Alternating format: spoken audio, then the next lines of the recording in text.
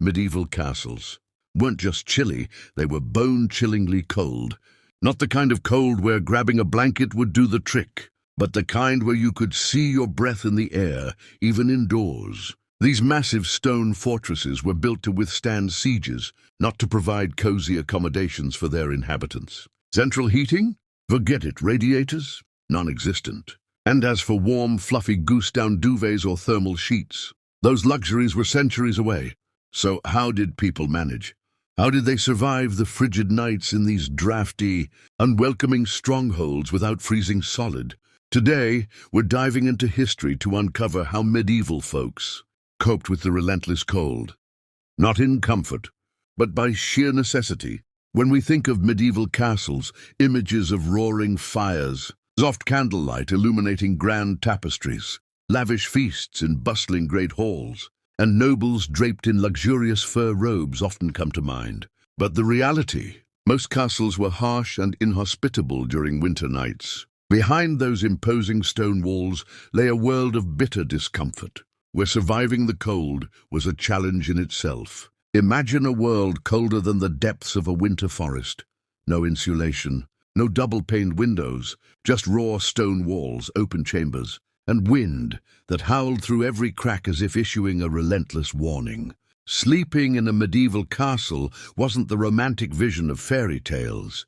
It was a nightly battle against the cold, where keeping warm was as vital as fending off your enemies. Let's start with the core issue, stone. Castles were constructed with it for good reason. Stone was fireproof, durable, and resistant to weapons like arrows and battering rams. But stone had one glaring flaw. It was a terrible insulator. Unlike wood or mud bricks, stone absorbed cold like a sponge and held onto it for hours, sometimes even days. Even if you managed to light a fire in one of these massive stone chambers, the heat dissipated the moment the flames went out. Now picture this. Walls as thick as 10 feet enclosing you, high ceilings amplifying the chill, small windows, if there were any, and no carpeting or insulation, just the raw, unforgiving embrace of stone, echoing every sound and radiating the earth's icy grip. The architecture only made things worse. The grand design of castles prioritized defense over comfort. Great halls were vast, cavernous spaces, while bedchambers were perched in towers where the wind howled most fiercely. Spiral staircases became unintentional wind tunnels, and the only barriers against a midnight draft were heavy wooden doors or tapestries, luxuries only the wealthiest could afford. Castles were designed to repel invaders, not the cold. Open courtyards allowed gusts to penetrate the very heart of the structure, and interconnected chambers and hallways meant drafts infiltrated from every direction. When the sun set and the fires burned low, the cold was an omnipresent adversary, silent, invisible, and utterly relentless. As for heating, medieval solutions were primitive at best. The main source of warmth in most castles was the open hearth, a stone fireplace, or, in poorer households, a simple fire pit in the center of the room. These hearths were woefully inefficient. They filled the air with smoke, barely warmed the immediate vicinity, and were no match for the towering 20-foot ceilings. Worse still, chimneys didn't become common until the 12th century. Before that, smoke rose freely, hoping to find its way out through holes in the walls or roof, though much of it lingered, thickening the air. To combat the cold, people relied on smaller bedroom fires, known as chamber hearths. These provided some relief, but in the drafty, stone-walled fortresses, they were only a modest defense against the pervasive chill. Survival in a medieval castle wasn't about thriving in comfort. It was about enduring the harsh realities of a world built for war, not warmth. For the less fortunate, warmth in a medieval castle was often a luxury out of reach. Servants and lower-ranking members of the household were left to endure the cold, sleeping in unheated side rooms or even hallways with no fire to provide relief. Those who could afford it turned to braziers, metal bowls, filled with glowing hot coals. While these provided a touch of warmth, they carried significant risks. Hot coals in a room constructed with flammable materials like wood. The danger of fire was ever present, as were the burns that often accompanied handling them. And then there was the smoke. Poor ventilation meant carbon monoxide inhalation was a real hazard, claiming more lives than the cold itself in some cases. Still, the brazier offered a reprieve, however fleeting. The coals glowed, the fire crackled, and for a moment, the bitter chill receded just enough to let someone remove their boots and hold, onto the hope of making it to morning. But when it came to true survival in the cold, the real game-changer wasn't the hearth or brazier, it was the bed. Specifically, the bed with curtains. These weren't just symbols of wealth or royal extravagance. They were practical tools for combating the freezing conditions. The four-poster bed, draped with thick, heavy curtains, functioned like a tent within the icy expanse of a stone room. At night, the curtains were drawn tight, creating a sealed cocoon of warmth. The heat from your body, and sometimes a companion or two, was trapped within, turning the bed into a tiny, insulated haven amidst the biting cold. Wealthier families took it a step further, lining their beds with additional layers of fabric and even fur to provide maximum insulation. These elaborate sleeping arrangements were more than just a sign of status. They were a lifeline in the unforgiving conditions of a medieval castle. For the fortunate few, the combination of drapes, fur and body heat transformed a cold, drafty chamber into a passable refuge, ensuring that survival through the long, bitter nights wasn't entirely out of reach.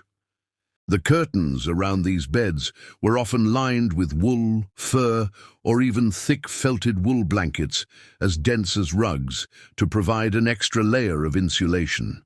The bed itself was elevated, sometimes by several feet, to avoid the icy drafts that crept along the stone floors. As for the mattress, it was typically a large sack stuffed with straw or feathers, not exactly modern memory foam, but it retained warmth and, crucially, stayed dry. Sleeping arrangements were communal out of necessity. Families often crowded together, 2, 3, sometimes even 4 people sharing a single bed.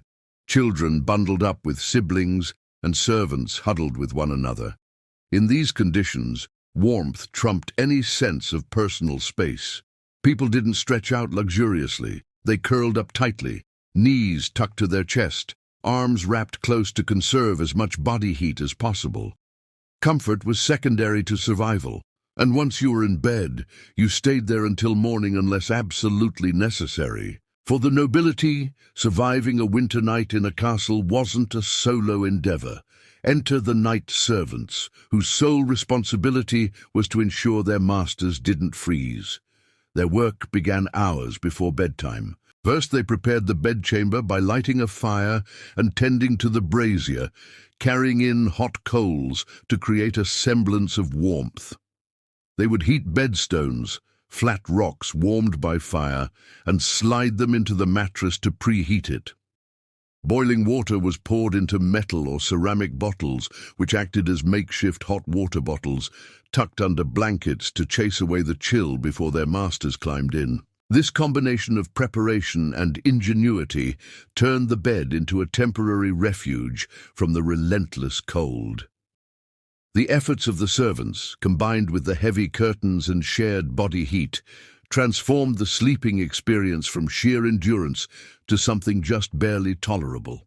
Surviving the night in a medieval castle wasn't about comfort or ease. It was a collective effort, a testament to resilience in the face of unforgiving conditions. Wrapped in cloth and slipped beneath the sheets, these improvised medieval hot water bottles provided a brief but essential warmth. Servants didn't stop there. They layered the bed with thick woolen blankets, or for the wealthiest, fur coverings, carefully folded extra layers at the foot of the bed, and smoothed out linen sheets, if available. Their meticulous preparations ensured that every detail was in place for a more bearable night. But their duties didn't end once their master climbed into bed. Many servants remained in the room throughout the night, often sitting upright in a chair near the door.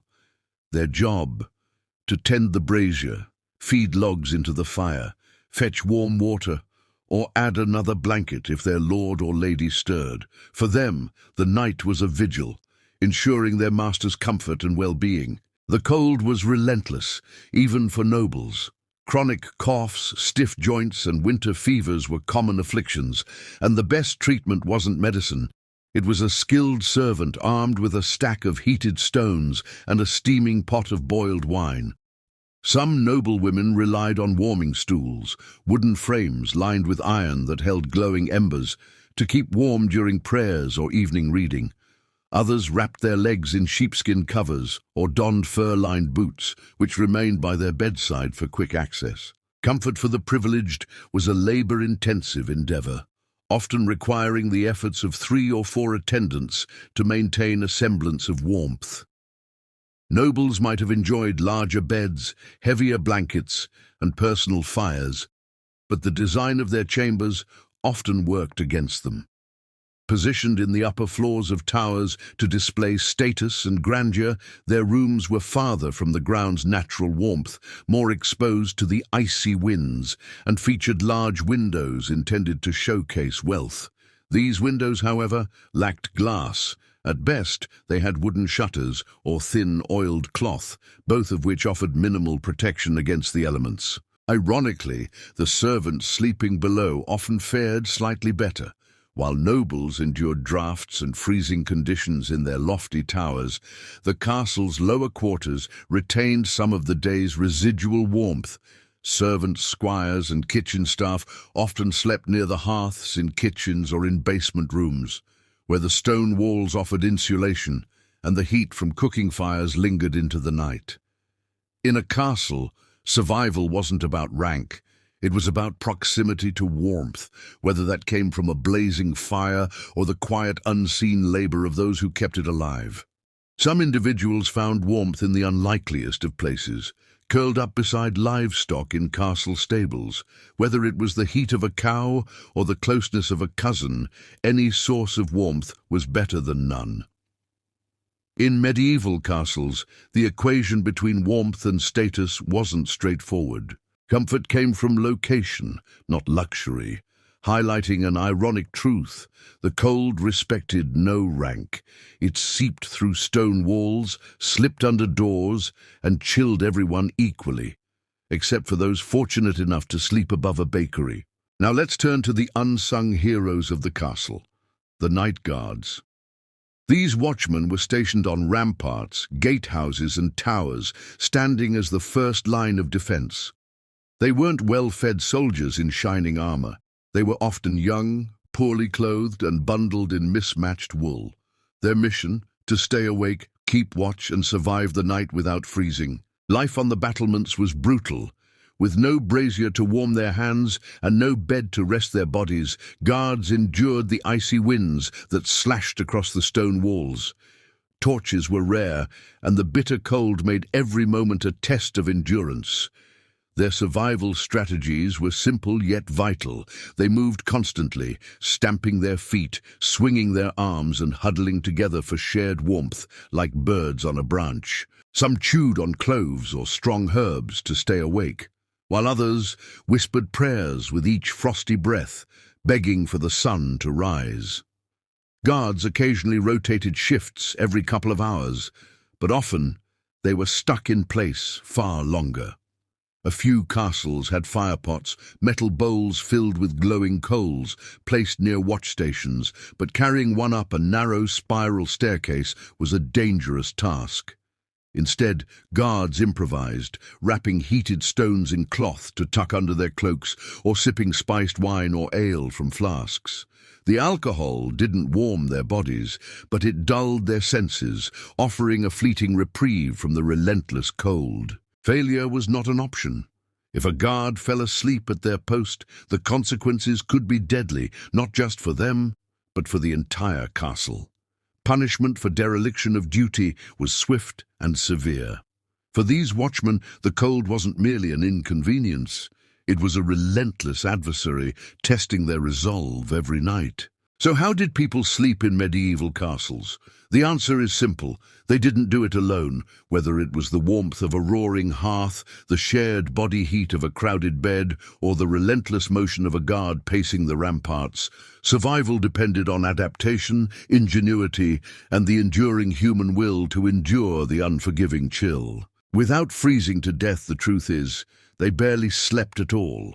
Comfort was a luxury unknown. They layered their clothes, huddled closely in groups, and endured the silence pierced only by the fear of cold winds that swept down tower staircases like restless spirits.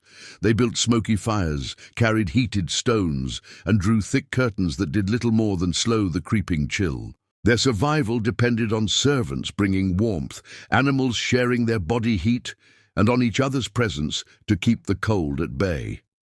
Yet, despite all efforts, some didn't survive.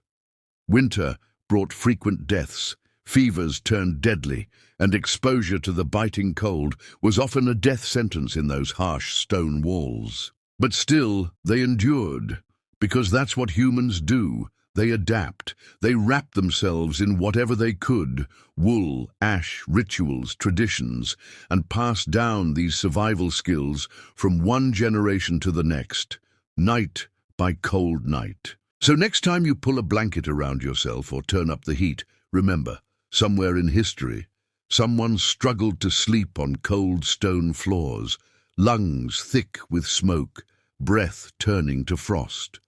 They survived, not because they were warm, but because they were determined, and sometimes that's enough.